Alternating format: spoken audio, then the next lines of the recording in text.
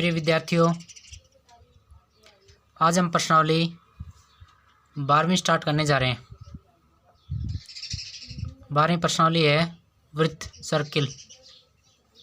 सबसे पहले इसका सामान्य परिचय कि वृत्त है क्या।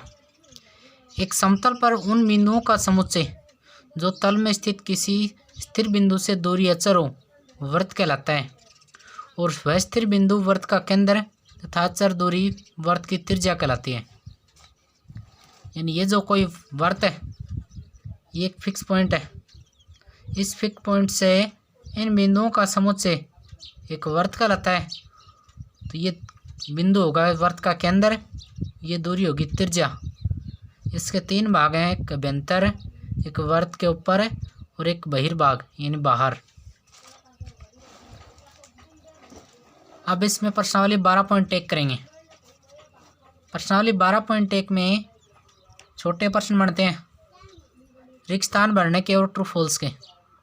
तो पहला क्वेश्चन इसमें रिक्त स्थान भरने का है कि वृत्त का केंद्र वृत्त के किस भाग में स्थित होता है। तो वृत्त का केंद्र वृत्त के अभ्यंतर में स्थित होता है, अभ्यंतर में। दूसरा है एक बिंदु जिसकी वृत्त के केंद्र से दूरी त्रिज्या से अधिक हो तो वृत्त के अभ्यंतर या बाहर स्थित होगा, यानी त्रिज्या से ज़्यादा हो जाएगी दूरी तो वह बिंदु वृत्त के बहिर्भाग में स्थित होगा, बहिर्भाग में। तीसरा है वृत्त की सबसे बड़ी जीवा वृत्त का व्यास होती है, व्यास।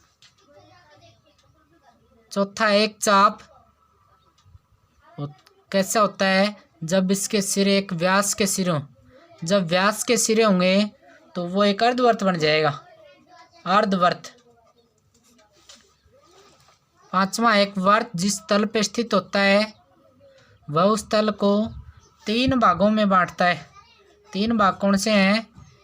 एक तो अभ्यंतर, एक वृत्त के ऊपर और तीसरा है बहिर्भाग।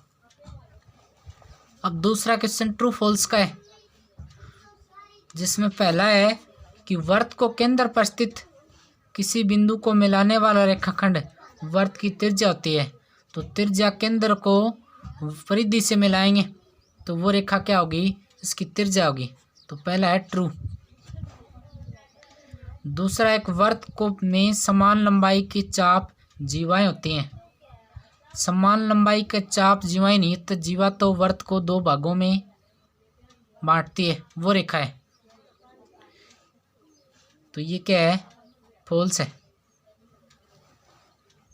तीसरा है यदि एक वृत्त को 3 बराबर चापों में बांट दिया जाए तो प्रत्येक भाग दीर्घ चाप होता है।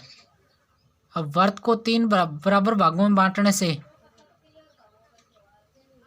लघु चाप भी बन सकता है, तो दीर्घ चाप नहीं हो सकते सारे, इसलिए ये भी क्या है कि फॉल्स है।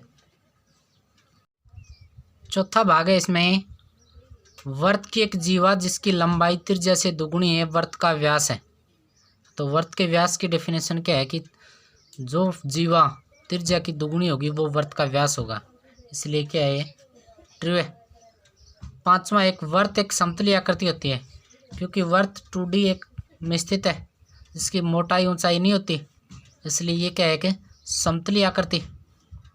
छठा एक तल पर स्थित उन बिंदुओं का समूह जो तल के एक बिंदु से अचर दूरी पे होते हैं, एक व्यास कहलाता है। ये एक वृत्त की परिभाषा है, न कि व्यास की, इसलिए भी क्या है, फॉल्स है।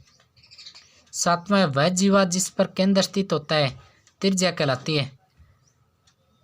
जिस जीवा पर केंद्र स्थित होता है वह व्यास कहलाता है, ना कि त्रिज्या। अतः ये भी क्या है, फॉल्स है।